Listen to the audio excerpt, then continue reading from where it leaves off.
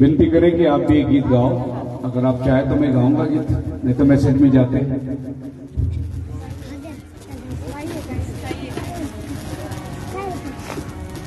महिमा खुदा की हम सब लोग जानते हैं और हम लोग सब लोग इस गीत को गाकर प्रभु की महिमा करेंगे। हालेलुया।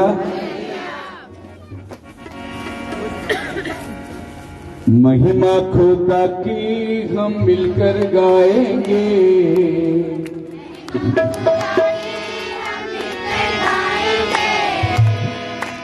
मैं और मेरा घराना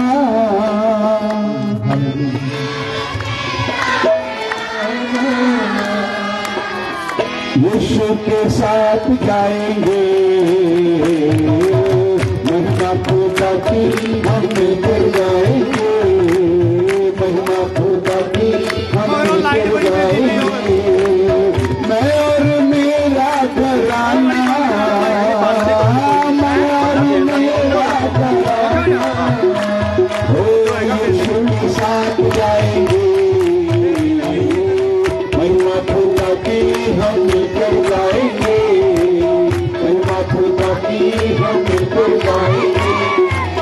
जीना उसके लिए है, मरना उसके लिए है, जीना उसके लिए है, जो भी हम कर सकेंगे करना उसके लिए है, जो भी हम कर सकेंगे करना उसके लिए। जीने का मकसद यही है, मकसद यही है, ओ यीशु के काम आएंगे। महिमा खुदा की हम मिलकर गाएंगे, खुदा की हम मिलकर गाएंगे, मैं और मेरा घराना, मैं और मेरा घराना यीशु के साथ जाएंगे।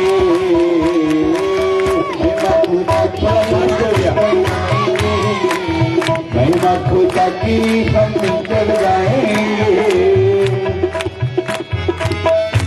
आएगा बादलों पर, ले जाएगा बादलों पर, आएगा बादलों पर, ले जाएगा बादलों पर, होकर दिल मस्त दीवाना गाएंगे बादलों पर, होकर दिल मस्त दीवाना गाएंगे बादलों पर। वो सच्चा जिंदा खुदा है,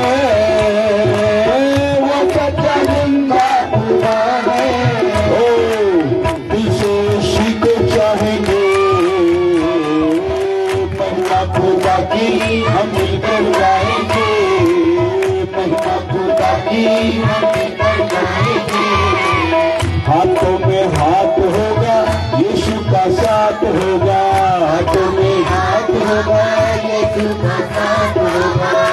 अपने अपने अपने पड़ोसी का हाथ पकड़ लो, बाद में प्रेज़ द लॉर्ड करें ना करें, अपने अपने पड़ोसी का हाथ पकड़ लो और ऊपर उठाओ। देखो मैं आपका हाथ, हाथों में हाथ होगा, यीशु का साथ होगा, हाथों में हाथ होगा, यीशु का साथ होगा। हमको रखेगा यीशु जहाँ वो आप होगा, हमको रखेगा यीशु जहाँ वो आप होगा। वो सच्चा जिंदा खुदा है, उस खुदा के लिए अपने हाथ उठा लो। जिंदा खुदा है, दिल से उसी को चाहेंगे। महिमा खुदा की हम मिलकर गाएंगे, महिमा खुदा की हम मिलकर गाएंगे। मैं हूँ, मेरा घराना कौन है? यीशु के लहू से खरीदे हुए लोग। हालेलुया। मेरा घराना वो नहीं जो लहू के रिश्ते में पैदा हुए, मेरा घराना वो है जो यीशु के लहू में जन्म लिए हैं। ओ मैं और मेरा घराना, मैं और मेरा घराना। अभी एक आखिरी बात, कैसे जाएंगे? यीशु के आगे चल के दिखाओ। मैं और मेरा घराना, मैं और मेरा घराना, ओ यीशु के साथ जाएंगे। महिमा खुदा की हम मिलकर गाएंगे, महिमा खुदा की हम मिलकर गाएंगे। जोरदार तालियां प्रभु की महिमा के लिए, आज शाम के लिए। Hallelujah, hallelujah. बाइबल पढ़ते हैं। एक देख वो वाला पड़ा, मैं इधर लाऊंगा। प्रकाशित वाक्य वो नहीं क्लियर होनी, फोटो नहीं क्लियर होनी। बाबा जी बोल, बाबा जी नहीं मेरा 6वें अध्याय और उसका पहला वचन। बाबा जी वो एक तो भी लगे। The book of Revelation, chapter 6 verse 1। आपके बाइबल में, आपकी भाषा में जो पढ़ना चाहते हैं माइक में ऊंची आवाज से आप लोग पढ़ लीजिए।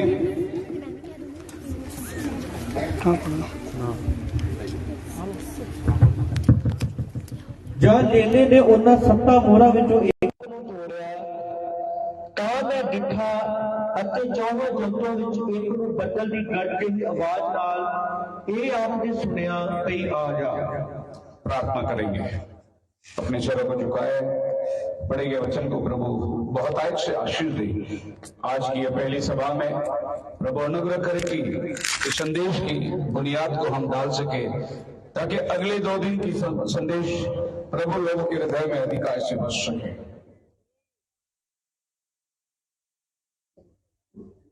मेरा दिल बने तेरा सिंहासन, मेरी आत्मा तेरा रोशन।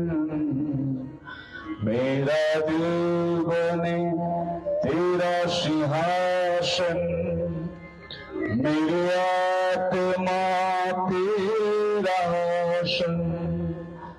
मेरे मन में तू हो विराजमान यीशु मेरे, तू है बड़ा महान यीशुआ।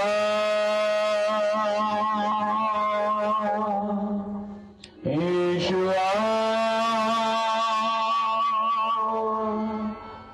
यीशुआ, मेरे मन में समा जा। यीशुआ, मेरे मन में समा जा। यीशुआ, मेरे मन में समा जा। वह शाम हम आपको पुकारते हैं क्योंकि वचन आपका है। हम तो एक पुतले हैं प्रभु, बोलने वाला आप है। आपकी वाणी निकल आए प्रभु, आपका वचन आए आज शाम हर एक के दिल में वास करे। कोलोसियन 3:16 के मुताबिक तेरा वचन को मैंने अपने दिल में अधिकाई से वास किया है। भजन संहिता 119:10-11 के मुताबिक मैंने तेरा वचन को अपने दिल में रखा है।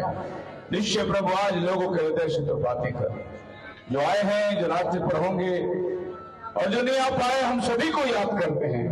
होने दे खुदावन, क्या तेरे सानिध्य में हम आकर बैठे हैं, तेरी महिमा गौरव सारी बातों में होने पाए। प्रभु यीशु के नाम में मांगते, सुन और कबूल कर, आमीन। हम सब बैठ सकते हैं।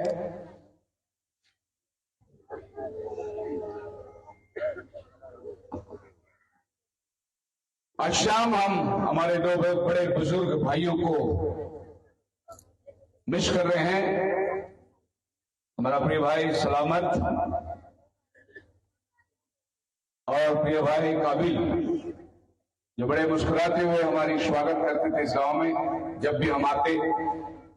लेकिन एक बात की हमारी आश्वासन है, शरीर में नहीं लेकिन वो आत्मा में उपस्थित है। प्रभु की सानिध्य में उन्होंने जो मेहनत करी, और ये 32वां कन्वेंशन सतकुहा में, जिसमें 12 साल तो मुझे हो गए, लेकिन उसके आगे 20 साल और भी कन्वेंशन चलती रही। और इस कन्वेंशनों को भाइयों ने अभी तक लेकर आया, और आज उनके बेटों ने और उनके साथी भाइयों ने, कलीसिया ने जिम्मेदारी को फिर से आगे लेके जाना चाहा। खुदावन आपको बहुत आशीष और बरकत देवे, उसका नाम मुबारक हो। आज मैं जो विषय लेना चाहता हूं, प्रकाशित वाक्य, जो कि हम लोग मोहरों के विषय में जानते हैं। 7 सील्स, कितने लोगों ने मोहरों का संदेश सुना है? 7 मोहरों का संदेश। मैं आज इसी पर बात करना चाहता हूं और यह अवसर को मैं लूंगा कि अगले 2 दिन की सभा भी हम मोहरों के ऊपर ही बात करेंगे। आज मैं मोहरों के विषय में कुछ बुनियादी बात रखूंगा, उसके बाद हम लोग कल के दिन हो सके तो प्रभु की कृपा से 3 या 4 मोहरों को हम खोलेंगे और उसके परसों के दिन बाकी बचे हुए मोहरों को। और मैं आपसे वादा करता हूं कि आपने मोहरों का मैसेज सुना होगा, पढ़ा होगा, लेकिन मैं उसको और अधिक विस्तार रूप से आपके सामने प्रचार करना चाहता हूं ताकि इन बातों को और भी मजबूती से आप जानेंगे। क्योंकि मेरा प्रचार जो है, आप देखते हैं कि चित्र के साथ हो रहा है। आपको मैं सब बताऊंगा, तो सफेद घोड़ा कहां से आया, कहां को गया, लाल घोड़ा कहां से आया, कहां गया, वो घोड़े क्यों आए, ये सारी बातें मैं आपको पिक्चराइज बताऊंगा ताकि आपको मोहरों के संदेश में और भी गहराई प्राप्त हो। इस अंतिम दिनों के अंदर मोहर का जो संदेश है, 7 सील की जो मैसेज है, बहुत ही गहरा मैसेज माना जाता है। मोहरों का मैसेज ये सभी को समझ में नहीं आता, परंतु हम कोशिश करेंगे यहां बैठे छोटे बड़े इस मीटिंग में आने वाले सभी को समझ में आए कि मोहरों का संदेश है क्या, इस 7 मोहरों का संदेश। मैं पास्टर भाइयों को धन्यवाद देता हूं जिन्होंने आज अपनी कीमती समय निकाल कर यहाँ है। खुदावन आपको आशीष दे। और ये पंजाब की खासियत है कि लोग एकत्रित बड़े तैनात में होते हैं इस मैसेज के अंदर। और बेहद मैं पंजाब से हमेशा जब भी तारीख मिलती है मैं तैयार रहता हूं। और लोग मीटिंग होती है तो मैं उनकी तारीख बाद में करता हूं, लेकिन पंजाब को पहले तारीख देता हूं मैं, ताकि यहां वचन के भूखे प्यासे बहुत ज्यादा है। और आज इन मोहरों के संदेश को शुरुआत करने के लिए मैं बड़े धीमे से एक विषय को लेकर बात करूंगा और मैं कोशिश करूंगा कि इस मैसेज को बहुत अच्छी तरीके से परमेश्वर की सहायता से आपके सामने रखूं, ताकि आप जाने के समय ये कहें जैसे एमौस के चेले कह रहे थे कि जब यीशु बात कर रहा था हमारा दिल जल रहा था, वैसे आप भी कहें कि जब आज प्रचार हो रही थी हमारा दिल जल रहा था। हालेलुया। पवित्र आत्मा का आग हर एक को लगे। 6-7 मोहरों को जैसे हम खोलते हैं, सबसे पहले हम देखते हैं कि बाइबल में यूहन्ना पतमोस नाम टापू में फेंक दिया गया था, क्योंकि इसे जान से मार डालने की इनके पास कोई तरकीब नहीं थी। इसको खोलते हुए तेल में बंद करके रखा तो भी वो आदमी जिंदा रहा। उन्होंने सोचा कि इस आदमी को ले जाकर हम टापू में डालेंगे, जिसको आज हम लोग अपनी भाषाओं में काला पानी की सजा कहते हैं। इस भारत देश के अंदर जो भी कैदी खुंखार पाया जाता था उसको ले जाकर अंडमान निकोबार के पास एक टापू है, वहां फेंक देते थे ताकि जंगली जानवर उसको मार के खा जाए। ऐसा ही यूहन्ना को ले जाकर एक टापू में डाल दिया गया, जहां पर यूहन्ना कहता है कि मैं प्रभु के दिन आत्मा में आ गया। और ये जरूरी था वो वहां जाना, ताकि प्रभु उसको आसमान पर बार बार ले जाया आया करेगा। सो प्रकाशित वाक्य की किताब जब आप पढ़ते हैं तो पहले अध्याय के अंदर यूहन्ना अपनी परिचय दे रहा है, यीशु मसीह अपना परिचय दे रहा है और आने वाली बातों का विस्तार कर रहा है। जब आप दूसरे अध्याय में चले जाएंगे तो कलीसिया काल की शुरुआत होती है, तीसरे अध्याय में कलीसिया खत्म होती है और चौथे अध्याय की शुरुआत में जॉन आसमान में जा रहा है। आवाज आई यहां तो ऊपर आ। सो जब जॉन ऊपर चला गया, चौथा अध्याय 5वां अध्याय, ये वो आसमान में देख रहा है कि क्या हो रही है। और जब 6वां अध्याय खुलता है तो मोहरों का प्रकाशन मिलती है। उसके बाद 7वां अध्याय में फिर वो नीचे आता है। 1,44,000 पर मुद्रक मोहर दी जा रही है। और 8वां अध्याय 9वां अध्याय तुरी बज रही है। एक आपद आसमान से जमीन पर उतर कर आती है। और ये धातु तुरी के अंदर 7 प्रकार की आपत है। और 10वां अध्याय में हम देखते हैं कि प्रधान दूत जमीन पर आया, 1 पांव जमीन और 1 पांव समंदर में रखकर खुली किताब को ले आया। अब यूहन्ना जमीन की बातें कह रहा है। 11वां अध्याय में यूहन्ना इजराइल चला जा रहा है। और वहां पर इजराइल की सारी बातें देख रहा है कि 1260 दिन जो है प्रचारक नबी लोग, उसके बाद क्रिस्त विरोध का समय, और 12वें अध्याय में वो इजराइल कलीसिया को देखता है कि गर्भवती औरत खड़ी है जो बच्चे जनने पर है, और एक अजगर सांप उसको निकलने के लिए चला जा रहा है।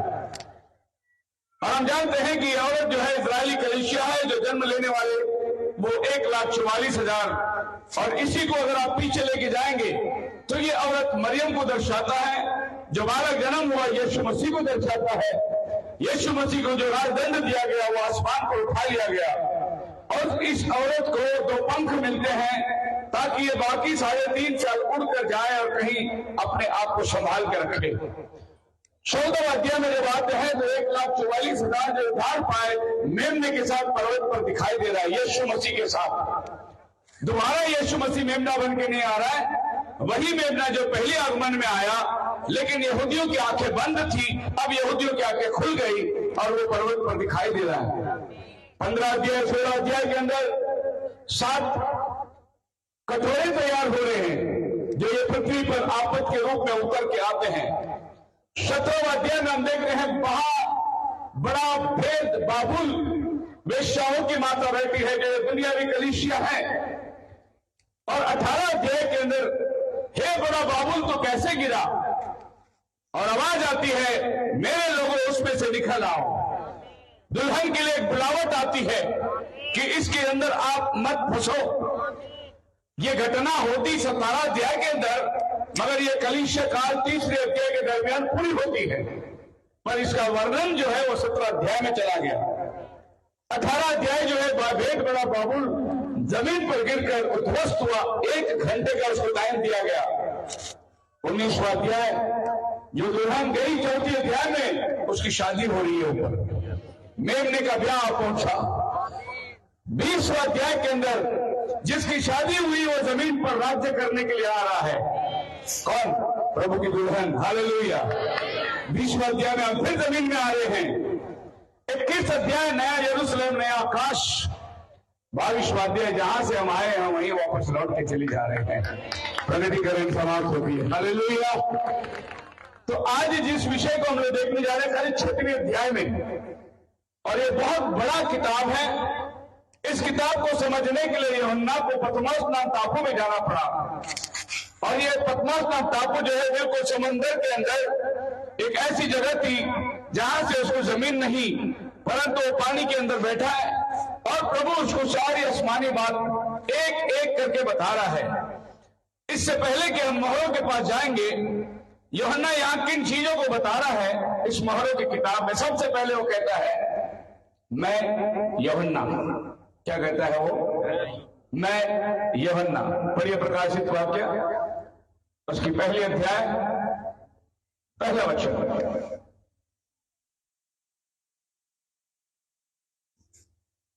ਯਿਸੂ ਮਸੀਹ ਦਾ ਪ੍ਰਕਾਸ਼ ਜਿਹੜਾ ਪਰਮੇਸ਼ਰ ਨੇ ਆਪਣੇ ਦਾਸਾਂ ਨੂੰ ਵਿਖਾਉਣ ਲਈ ਉਹਨੂੰ ਦਿੱਤਾ, ਅਰਥਾਤ ਉਹ ਗੱਲਾਂ ਜਿਹੜੀਆਂ ਛੇਤੀ ਹੋਣ ਵਾਲੀਆਂ ਹਨ, ਅਤੇ ਉਸਨੇ ਆਪਣੇ ਦੂਤ ਦੇ ਹੱਥੀਂ ਭੇਜ ਕੇ ਆਪਣੇ ਦਾਸ ਯਹੂਨਾ ਨੂੰ ਉਹਦਾ ਪਤਾ ਦਿੱਤਾ।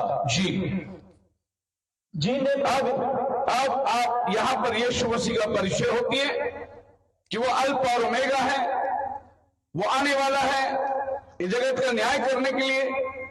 जो लोग उसे देखेंगे छाती पीटेंगे। और जब 9 वचन आती है तो यूहन्ना अपना परिचय दे रहा है, अपना खुद का परिचय दे रहा है। कहता है, पढ़िए 9 1 का 9, मैं यूहन्ना जो तुहाडा भरा, मैं यूहन्ना। जो तुहाडा भरा, मतलब आपने ये जानना है कि वो जो लिखने वाला कौन है, ये प्रकाशन देने वाला कौन है। मैं यूहन्ना। इसमें दूसरा है, मेमने ने उस किताब को खोल दिया। तीसरी बात है, मेमने ने उन मोहरों में से एक मोहरों को लेकर खोल रहा है। चौथी बात है, मैंने गर्जन सुना, और एक गर्जन सुना, उसमें आवाजें आई, द नॉइज ऑफ थंडर। और फिर हम देखते हैं उन 4 प्राणियों में से एक प्राणी आकर कहता है आ और देख। इन प्राणियों के पास संदेश है, आपको बुलाती है, दावत देती है, आ और देख। अब जिसने दावत दिया हम उस प्राणी को भी देखना चाहिए, और जिसने ये सब देखकर लिखा किताब उसको भी हम लोग गौर से देखना चाहिए। तो सबसे पहले हम जाएंगे कि मैं यूहन्ना, आई जॉन। अब बाइबल के अंदर 5 जॉन है। कितने जॉन है? 5 जॉन है। हम लोग यूहन्ना बोले तो एक ही समझ में पढ़ने आता है। मैंने तो कभी कभी ऐसे देखा, प्रचारक लोगों को भी ये मालूम नहीं, वो कहते हैं यूहन्ना की पुस्तक यूहन्ना बपतिस्मा देने वाले ने लिखा, ऐसा सोचते। अच्छे अच्छे टीवी प्रचारक लोगों को मैंने ये बोलते सुना कि जॉन द बैप्टिस्ट ने यूहन्ना की किताब में ऐसा कहा, वो जॉन द बैप्टिस्ट अलग है और ये बोला यूहन्ना अलग है, क्योंकि जॉन द बैप्टिस्ट यूहन्ना बपतिस्मा देने वाला ने कोई किताब नहीं लिखा। वो आया, खाली मसीह का परिचय किया और वो चला गया, उसने कोई भी किताब नहीं लिखी। सो ये मैं जॉन जो बोल रहा है, ये आपके बाइबल के अंदर पहली दशा में आता है। और पहला जिक्र जिसका जॉन नाम आती है तो पहला जिक्र होता है यूहन्ना बपतिस्मा देने वाला। ये ज़करिया का बेटा है, इसका मां का नाम एलिजाबेथ है, और ये यीशु मसीह का कजिन ब्रदर है, क्योंकि एलिजाबेथ और मरियम दोनों बहन बहन थी, तो ये लोग आपस में रिश्तेदार है। हेरोद ने इसका सर कटवा दिया। इसको कहते हैं यूहन्ना बपतिस्मा देने वाला। इंग्लिश में है John the Baptist. John the Baptist का मतलब ये नहीं कि उसका सरनेम बैप्टिस्ट है, उसका सरनेम में ज़करिया, लेकिन उसका काम बपतिस्मा देने का था, इसीलिए उसको यूहन्ना बपतिस्मा देने वाले के नाम से जाना जाता है। यह यूहन्ना पहली अध्याय 6, 7, 8 में यह यूहन्ना आता है। इसने प्रकाशन नहीं लिखा, इसने केवल बपतिस्मा दिया, प्रभु के आगे मार्ग को तैयार किया। दूसरा जॉन बाइबल में आता है, यह है पीटर, प्रेरित पतरस का पिताजी का नाम भी जॉन था, और ये आपको पढ़ सकते हैं। यू जॉन यूहन्ना पहला अध्याय 42 वचन में कि तू मतलब तेरा पिता जॉन, उसका बेटा पीटर, तो पीटर का बाप का नाम भी जॉन था। इसका कोई काम बाइबल में नहीं है, लेकिन इसका नाम है बाइबल में। तीसरा जॉन बाइबल के अंदर आता है, जिसको हम लोग बोलते हैं चेला, जो प्रभु यीशु मसीह का 12 चेलों में एक चेला था। ये तीसरा नंबर पे आता है, और ये जॉन वही है जिसको प्रभु यीशु मसीह ने सलीब से कहा था, यूहन्ना ये तेरी माता है, और मरियम को बोला ये तेरा बेटा है।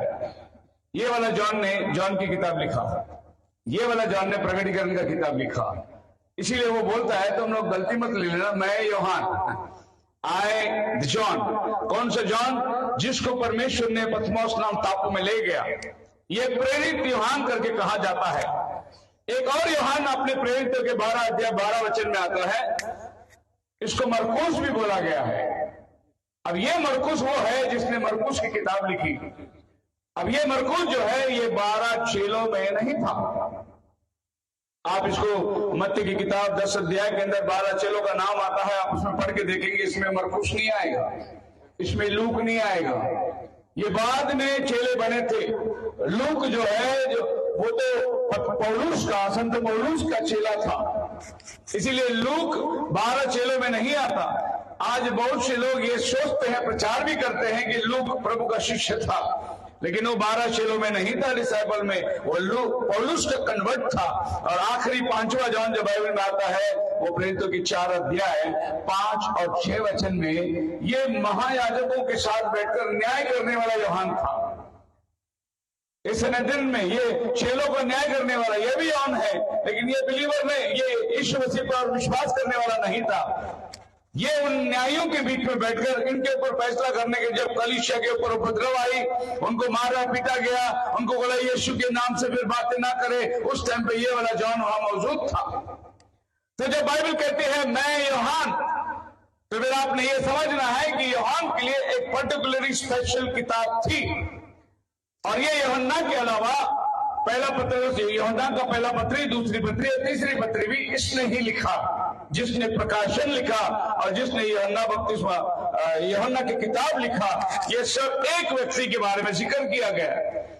और ये यूहन्ना के बारे में बाइबल बताती है जिससे यीशु प्यार करता था, जिससे, पर ये यूहन्ना की 13 अध्याय, जॉन चैप्टर 13 और उसका 13 वचन देखिए। ਤੁਸੀਂ ਮੈਨੂੰ ਗੁਰੂ ਅਤੇ ਪ੍ਰਭੂ ਕਰਕੇ ਬੁਲਾਉਂਦੇ ਹੋ। नहीं, वही होगा 10 में 11 में 12 23 में 13 23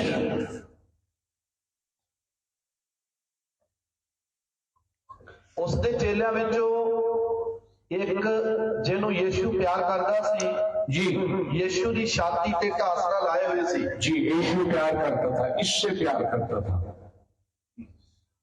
हम सब लोग यीशु से प्यार करते हैं। यीशु किससे प्यार करता है? हालेलुया। 12 चेलों में ये एक ही चेला ऐसा था जिससे यीशु प्यार करता था। और जब भी ये यूहन्ना का नाम आता है बाइबल में ये जिक्र आता है जिससे यीशु प्यार करता था। अब पढ़िए इस यूहन्ना की किताब उसकी 19वें अध्याय का 26 वचन देखिए।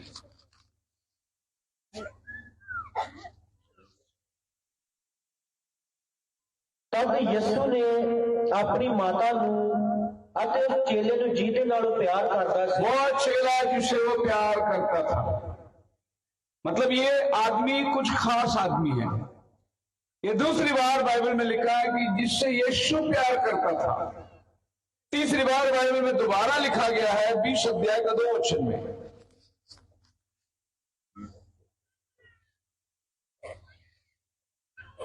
ਤਾਂ ਸਮੌਨ ਪਤਰਸ ਅਤੇ ਉਸ ਦੂਜੇ ਚੇਲੇ ਦੇ ਕੋਲ ਜਿਹਨੂੰ ਯਿਸੂ ਤੇ ਕਰਦਾ ਸੀ ਭੱਜੀ ਆਈ। जीना यीशु ਤੇ ਕਰਦਾ ਸੀ ਪਿਆਰ। देखा आपने कितनी बार बाइबल बोलता है यीशु से प्यार करता था, इससे प्यार करता था, क्योंकि इसको ही प्रभु प्रकटीकरण देना चाहता था। आज यीशु प्यार किससे करता है? डिनोमिनेशन बहुत है, 35,000 चर्च है। यीशु प्यार किससे करता है? जो प्रकटीकरण से प्यार करता है उससे यीशु प्यार करता है। मत्ते मार्ग लोक में सब लोग प्यार करते हैं। यीशु पानी पर चला, यीशु अच्छी रोटी खिलाया, यीशु आशीर्वाद देता है, ये सभी लोग प्यार करते हैं। प्रकटीकरण की तरफ से कितने लोग प्यार करते हैं? सबसे पहले तो वो बोलते हैं कि ये समझ में नहीं आता और प्रकाशित वाक्य पे कोई बात नहीं करता। सो प्रकाशित वाक्य की किताब कोई खोलता नहीं। मैं हर वक्त ये बात को जिक्र करता हूं कि 2 किताबें हैं जो संस्थाओं में खोली नहीं जाती। एक है उत्पत्ति की किताब और दूसरा है प्रकाशित की किताब।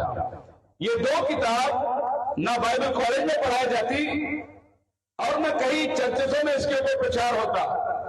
ये 2 किताब को शैतान ने बंद करके रखा है इनके लिए, क्योंकि पहली किताब उत्पत्ति के अंदर यह दिखाया कि शैतान कैसे आदम की वाटिका में आया, कैसे उन्हें गिराया, और प्रकाशित वाक्य में यह लिखा है कि वो शैतान कैसा बांधा जाएगा, गड्ढे में डाल दिया जाएगा, अग्नि में उसका अंत लिखा है। एक उसका शुरुआत लिखा है, एक उसका अंत लिखा है। इसके लिए शैतान से ये 2 किताब से बहुत नफरत है। बाकी मत्ती लोग जो अंदर जितना प्रचार करो शैतान को कोई दिक्कत नहीं, शैतान को कोई तकलीफ नहीं। आप यीशु के नाम से चंगाई पाओ, आप यीशु के नाम से आशीर्वाद पाओ, शैतान को कोई तकलीफ नहीं। लेकिन यीशु के नाम में आपका बपतिस्मा हो तो शैतान को बहुत तकलीफ होती है। यीशु के नाम में बपतिस्मा हो तो बड़े बड़े पादरी लोग खड़े हो जाते हैं, बोले ये हो लीजिए सारे। वहां पर शैतान को दिक्कत आती है। वो कहता है कि यीशु के नाम से जितना फायदा लेना ले लो, क्योंकि जो फायदा लेने वाले हैं वो नाश होंगे, नरक में जाएंगे। ये जरूरी नहीं था कि 5,000 लोगों ने रोटी खाई और स्वर्ग में गए। नहीं, 5,000 लोगों ने मच्छी रोटी आशीर्वाद की सभा खाए और फिर पेंटिकोस्ट के दिन वो आए ही नहीं ऊपर। पेंटिकोस्ट के दिन में केवल 120 लोग थे। वो कौन थे? जिन्हें प्रभु अपनी आत्मा से भरने वाला था। फिर वो 5,000 किधर चले गए? वो तो मच्छी रोटी खाने आए थे। अब ये मच्छी रोटी खाने वाले यीशु से प्यार करते हैं, लेकिन जो लोग ऊपरी कोठरी में प्रभु का देह खाने आए थे उनसे यीशु प्यार करता है। बोलो हालेलुया। कितने लोग इंडिया के पीएम को जानते हैं? सब जानते हैं, लेकिन पीएम किसको जानता है? वो नहीं जानता हमको। हम सब लोग यीशु को जानते हैं, लेकिन यीशु हमें जानना बहुत जरूरी है। बाइबल कहता है वो चेला जिस जिससे यीशु प्यार करता था। नबी कहता है कि यह चेला वो था जब हमेशा जब प्रभु जिधर भी बैठता तो वो जाके प्रभु के गोद में बैठ टेक लगाता था। अगर वो यीशु लेटा हुआ रहेगा तो उसकी छाती में जाके ये भी लेटता था। ये ऐसा प्रभु का प्यारा चेला था। ये हमेशा यीशु की छाती के करीब था। और बाइबल में जब भी इसका नाम आता है ऐसा लिखा जाता है कि जिससे यीशु प्यार करता था। क्या यीशु बाकी लोगों से नहीं करता था? बिल्कुल करता था। और बाकी चार ही चेले जो है वो मर गए, लेकिन यूहन्ना जो है वो आखिर तक सबसे आखिरी में मरने वाला वो यूहन्ना था जिसने प्रकाशन को लिखा। तकरीबन 100 सदी के दरमियान यूहन्ना की मौत हुई, लेकिन बाकी सारे चेले पहले मर गए। प्रभु इसको ले गया एकांत में ताकि आने वाले 2000 साल के इतिहास प्रभु इसको दिखाने वाला था। एक और बात मैं इसके बारे में कहना चाहता हूं। जब मूसा पर्वत पर गया, बोला प्रभु मुझे तेरा चेहरा दिखा। प्रभु ने बोला मेरा चेहरा तो नहीं देख सकता, लेकिन मैं तुझे मेरा पीठ दिखाऊंगा। लेकिन यूहन्ना को प्रभु ने अपना चेहरा दिखाया। मोसेस को चेहरा नहीं दिखाया, पीठ दिखाया। अब यहां प्रभु को पीठ देखकर मोसेस तसल्ली हो गया। अभी यूहन्ना पहले अध्याय में आओगे तो आपको देखो उसके चेहरे से किरणें निकल रही हैं। उसकी आग की ज्वाला के समान है। उसका चेहरा सूर्य के समान चमक रहा है। यूहन्ना चेहरे को देखता है। यही चेहरा प्रभु ने मूसा को क्यों नहीं दिखाया? मूसा को प्रभु ने बोला मैं तेरे सामने से गुजर के जाऊंगा, तू मेरा पीठ देखेगा। तो मोसेस ने पीठ देखा, इसीलिए उत्पत्ति से लेके अनुवाद की किताब तक उसने लिखा। क्या देखा वो? पीठ। पीठ का मतलब क्या है? प्रभु ने बोला मोसेस जो बीती हुई बात है वो मैं तुझे बताऊंगा। बीती हुई बात क्या है? आदम के वाटिका में क्या हुआ, एक्सोडस के दरमियान से लेकर जितनी भी घटनाएं हुई, नूह के दिनों में क्या हुआ, ये सारी बातें प्रभु ने मूसा को बताया। यानी मूसा ने प्रभु का पीठ देखा और यूहन्ना ने चेहरा देखा। यूहन्ना को प्रभु ने क्या बताया? अगले 2000 साल में जो होने वाली है वो बातों को यूहन्ना को बताया। ये चेहरा देखा हुआ आदमी, मतलब ये है चेहरा आगे की बात और पीठ पीछे की बात। तो यूहन्ना जो चेहरे को देखा, बहुत सारी आगे की घटनाओं को उसने लिख दिया।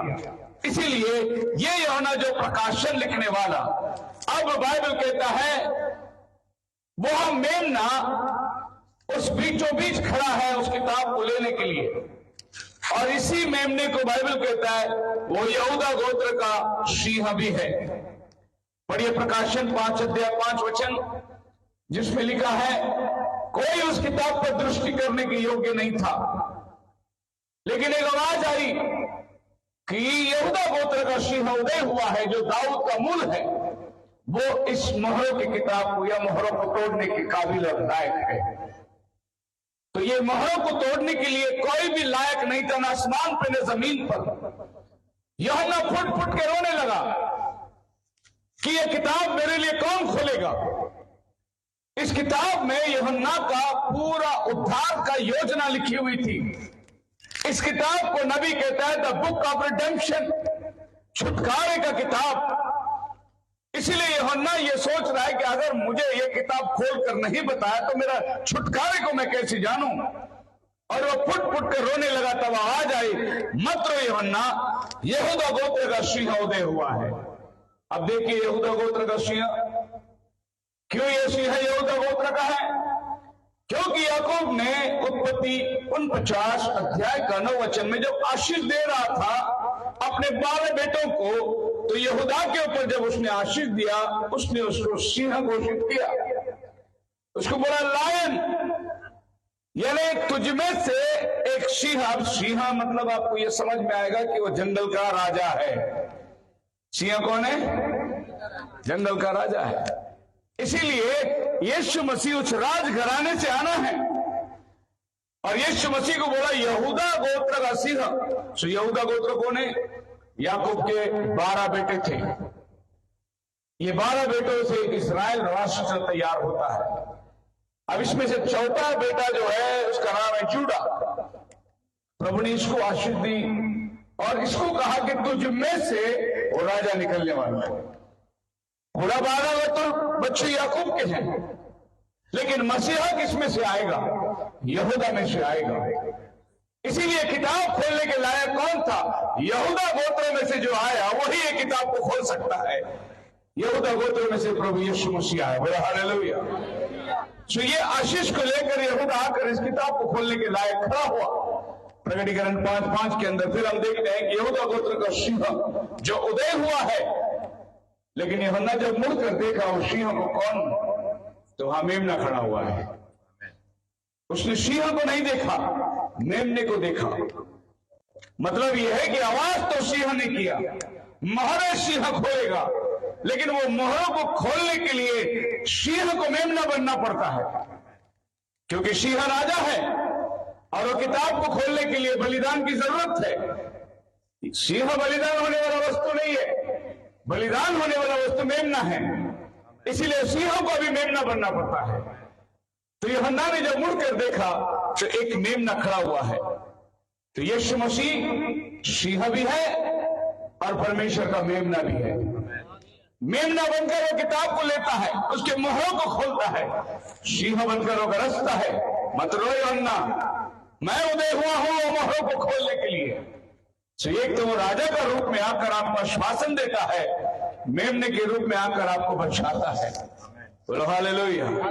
सो प्रभु यीशु मसीह का बचाने का जो तरीका है, आपके पास आने का तरीका है, ये उसके कैरेक्टर को दर्शाता है। सिंह का मतलब वो सिंह नहीं जो जंगल का सिंह, पर सिंह की जो कैरेक्टर है, जो राजा का, यानी सिंह गरजता है तो सब प्राणी शांत हो जाते हैं। बाइबल में लिखा है जब सिंह गरजेगा कौन ना डरेगा। तो एक डरावट को ले आने का जो आवाज है वो सिंह का आवाज है। इसीलिए यीशु मसीह जब आएगा, यहूदा गोत्र का सिंह, सारी पृथ्वी उसके सामने कांप उठेगी। लेकिन जिस दिन वो मेमना बन के आया था, उस दिन पृथ्वी में लोगों ने उसके ऊपर थूका, उसको मारा, उसके बाल नोचे, उसको क्रूस पर चढ़ाया, क्योंकि वो मेमना था। लेकिन जब वो सिंह बनकर आएगा तो कोई उसके सामने खड़ा नहीं रहेगा। ये पृथ्वी के राजा उसके सामने गिरे होंगे, हर एक घुटना उसके सामने टेका जाएगा, क्योंकि वो गरजने वाला सिंह होगा। हालेलुया। तो ये बाइबल जो है प्रकाशित वाक्य एक सिंबल की किताब में है। ये दोनों भी प्रभु यीशु मसीह को दर्शाता है। पहली बार प्रभु यीशु मसीह धरती में आया, यरूशलेम के अंदर प्रवेश किया, एक गधी के बच्चे पर बैठकर प्रवेश किया। ज़करिया 9:9 में लिखा है, सियोन तेरा राजा तेरे पास आता है, कैसे पहचाने? वो गधे के बच्चे पर बैठ के आएगा। ये उसका लक्षण है। गधे का बच्चा जो है वो नम्रता को दर्शाता है। देखो वो जगत का पाप उठा ले जाने वाला परमेश्वर का मेमना, प्रभु यीशु मसीह आपका बोझ और पाप उठाने के लिए वो गधे पर बैठकर आया। लेकिन लोगों ने उसको राजा घोषित कर दिया था। वो गधे पर बैठा जरूर था, लेकिन लोगों ने उसको राजा मान लिया था। इसीलिए फरीसियों ने बोला कि इन्हें चुप करा, ये क्या बोल रहे हैं? अगर यहां का राजा सुन ले तो हमारा तकलीफ और बढ़ जाएगी। अभी एक राजा बैठा है सत्ते पर, इसीलिए इनको चुप करा। यीशु ने कहा अगर ये चुप रहेंगे तो पत्थर चिल्ला उठेंगे। मतलब ये है कि इन्होंने मुझे राजा घोषित कर दिया है। हालेलुया। क्योंकि पुराने नियम में एक राजा घोषित करने के लिए उसको गधे पर बिठाकर, उसके आगे खजूर की डालियां डालकर, कपड़े बिछाकर उसका स्वागत करते थे। वो स्वागत इन्होंने यीशु का कर दिया, मतलब इन्होंने यीशु को राजा मान लिया। जैसे आप और हमें दुनिया में कोई भी राजा राज्य करने तो, मगर हमारा राजा तो प्रभु यीशु मसीह है। हमने उसको राजा मान लिया है। बोलो हालेलुया। उसका राज्य आने वाला है, लेकिन आज वो हमारा राजा है। कितने लोगों के दिल में यीशु विराजमान है? बोलो हालेलुया। हमने अपने दिल के सिंहासन पर उसे दे दिया है। वो आकर आज आप में, हम में राज्य कर रहा है। इसीलिए आज हम लोग इस पंडाल में आके बैठे हैं, क्योंकि हमारा राजा ने हमें बुलाया है, उसने हमें दावत दी है। ये मत सोचो कि यहां से हैंडबिल भेजा गया, आपको घर पे आकर इन्विटेशन दिया गया, मीटिंग के सत्संग में आइए, या पास्टर शेखर आ रहे हैं आइए। नहीं, आपको प्रभु ने लाया है यहां पर, क्योंकि आपने उसको राजा करके मान लिया। तो आपको ये जानना है, पहली मैं यूहन्ना, दूसरा वो मेमना जो किताब को खोलता है। ये सबसे इंपॉर्टेंट चीज है मोहरों के खुलने में। क्योंकि मेमना नहीं मोहर को हाथ में ले, दूसरा कोई लायक नहीं है उसे अपने हाथ में लेने के लिए। और मेमना हम सब जानते हैं प्रभु यीशु मसीह है। अब वो मोहरों की किताब को वो खोल रहा है। जब उसने सिंहासन से मोहरों की किताब को हाथ में लिया, वहां पर बहुत सारी घटनाएं हो रही है।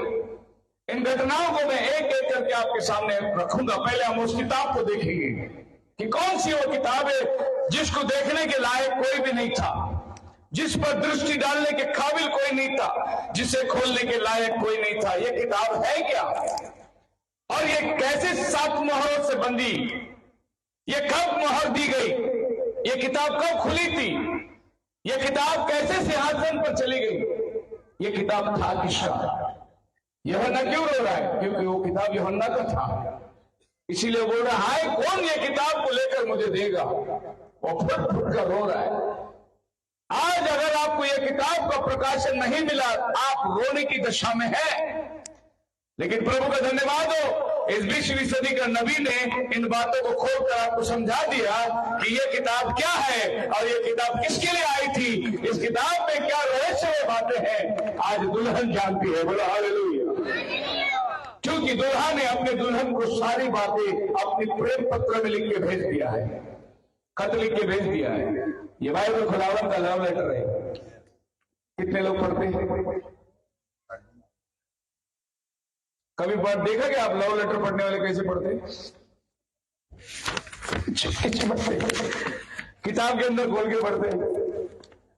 आई लव यू करके किसने लिख के दिया, बोले चुपके से पढ़ते हैं। खुदावन ने लिख के दिया आई लव यू। कितना पढ़ते हैं इसको, कितना ध्यान से इसको देखते हैं। यह परमेश्वर का प्रेम पत्र है जो आपको भेजा गया है। जो खुदा से प्यार करता है, देखिए बाइबल कहती है प्रभु के आगमन से प्यार करने वाला ही प्रभु से प्यार कर सकता है। प्रभु के आगमन से कौन प्यार करता है? प्रभु का आना सबको मालूम है। सो प्रभु का प्यार, प्रभु से प्यार और उसका आगमन का प्यार बहुत अनोखी चीज है। सारी दुनिया को मालूम है प्रभु आने वाला है, लेकिन प्रभु के आने से प्यार कौन करता है? सिर्फ उसकी दुल्हन। उसको अपने दुल्हा के साथ जाके रहना है, उसको ये पृथ्वी छोड़ के चला जाना है। बोलो हालेलुया। देखो हमारा कोई घर में मेहमान आए, नजदीक का मेहमान, नजदीक का मतलब अपना बहुत प्यारा व्यक्ति। हमारे घर में सबसे प्यारा व्यक्ति कौन होता है? कोई भी मामा जी आते हैं गांव से या दुबई से आने वाले अपने नजदीक के लोग, तो हम क्या करते हैं, जब उसे पता चले कि फलाना दिन आ गया, ये तारीख को आ रहे हैं, तो अपने घर में हम सब ठीक ठाक करते हैं। झाड़ू पोछा लगाते हैं, नई चादर चढ़ाते हैं, बिस्तर का, तकिया का और पर्दे का बदलना, झाड़ू बुखारा, मतलब मामा जी को मालूम पड़े हम घर को साफ सुथरा रखते हैं। और ये तैयारी आपको क्या, उस दिन आप बड़ा अच्छे पकवान बनाते हैं जो उनको पसंद है। अरे उनको ये लगता है, उनको ये पसंद है, उनको ये पसंद है। वो खीर बहुत खाते हैं तो खीर बनाते हैं, वो ये खाते हैं, ये, क्योंकि आप उनसे प्रेम करते हैं। और जब वो आने की खुशी आपको मिलती है तो आपके जीवन में तैयारी होती है। फिर बाद में जो भी ऑटो आया पर्दा खोल के देखना आ गया क्या, जो भी गाड़ी की आवाज आई पर्दा खोल के देखना आ गया क्या, नहीं आया। तो यीशु मसीह तो हमारा प्यारा प्रभु है जो आने वाला है। तो जो वो आने वाला है तो हमारा घर कैसा है? सारे टीवी बंद हो जाना चाहिए, क्योंकि सास बहू की सीरियल चलती होगी और प्रभु आएगा तो हमारे टेबल में जितनी मायापुरी फिल्म सिटी ये सब उधर से फेंकना पड़ेगा। क्योंकि अगर प्रभु आया क्या देखेगा, बोले तो बाइबल नहीं पढ़ते हो क्या? अपना घर बुखारा और फिर हमारे घर में प्रभु को क्या पसंद है वो चीज की तैयारी करना है। क्योंकि हम, और फिर हर बार जब भी आवाज आई कन्वेंशन की, पर्दा खोल के देख रहे हैं कहीं प्रभु आ तो नहीं गया, कहीं प्रभु आ तो नहीं गया। यानी प्रभु से प्यार करने वाला अपने प्यार को अपने एक्शन में जताएगा। तो ये 7 मोहरों की किताब आपके और मेरी किताब है जो मेमने ने जाकर खोलकर हमें सुनाया। मैं आज मोहरों को शुरू भी नहीं कर पाऊंगा क्योंकि ये सारी बातें बताऊंगा, फिर कल आपको बड़ा इंटरेस्ट लगेगा जब आप मोहरों को खोलेंगे, ताकि आपको बेस जो चीज है, बेसिक चीज आपके सामने आ जाए। और ये किताब की तरफ अगर दृष्टि करके देखेंगे तो ये ऐसी प्रकार की किताब, नबी कहता है एक स्क्रोल है जो 7 मोहरों से बंद करके रखी गई है। इसी को कहते हैं 7 मोहरों का किताब।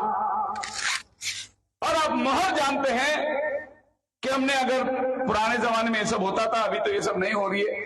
अगर आपको कोई पार्सल भेजना हो, गांव की तरफ में कोई चिट्ठी भेजना हो, तो ऐसे एक लाल प्रकार का मोम मिलता था। इसको मोम पोस्ट ऑफिस में लेके जाकर इसको जलाकर इसको सील मार के पक्का करते थे। इसका मतलब आपने जो सील किया ये वही खोलेगा जिसका नाम उस पर लिखा हुआ है। दूसरा आदमी इसको खोल नहीं सकता और इसके मोहरों को तोड़ नहीं सकता। ये मोहर इतनी मजबूती से लगाई जाती थी कि ये सिर्फ वो हकदार है जिसका नाम उस पर लिखा हुआ है।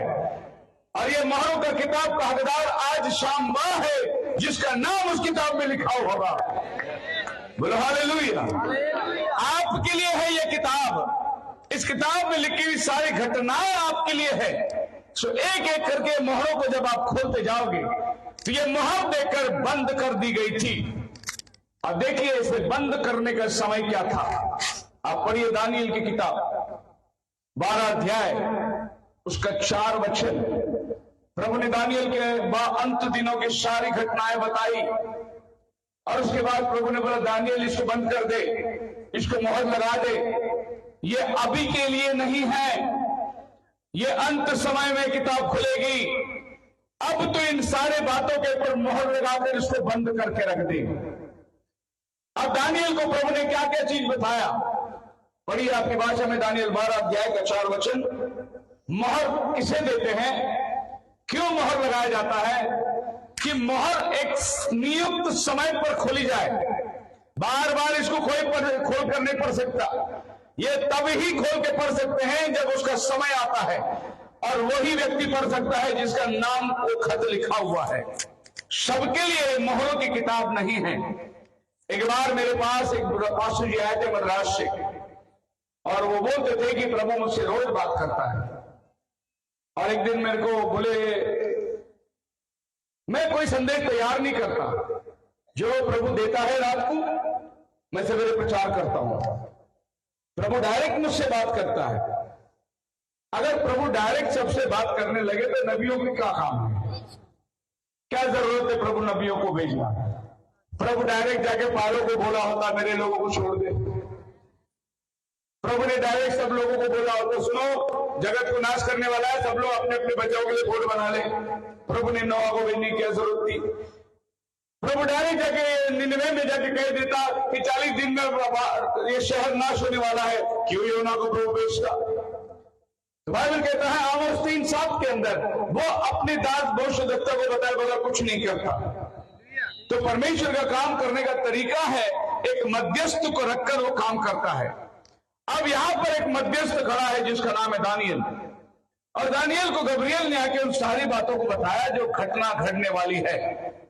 और आप सब जान सकते हैं दानियल के बाद गब्रियल जब आया जकरिया के पास आया